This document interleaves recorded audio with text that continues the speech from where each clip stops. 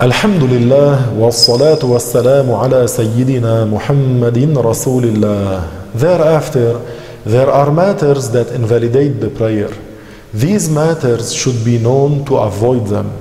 Some of these invalidators are: first, to speak on purpose. This means if a person who's praying says other than the prayer's statements, even two letters or one meaningful letter, unless one forgets and speaks a little, one's prayer becomes invalid. However, mentioning Allah does not invalidate the prayer, no matter how much we mention the name of Allah in the prayer.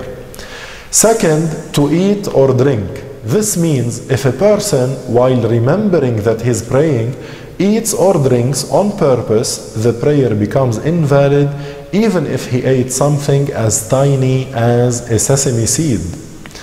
Third, to make an excessive move. This means if a person praying makes a big jump and the like, the prayer becomes invalid. Fourth, to move once to play.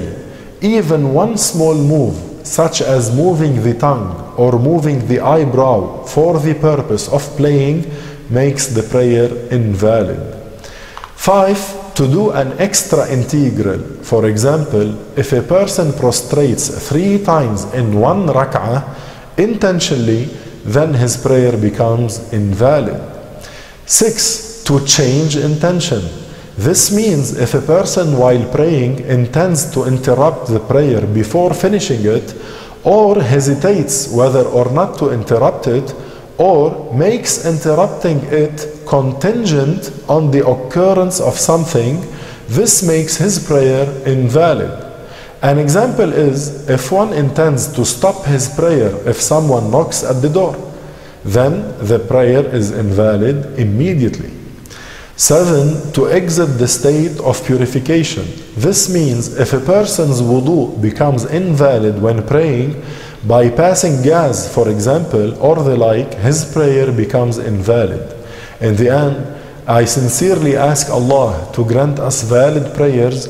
Walhamdulillahi Rabbil Alameen.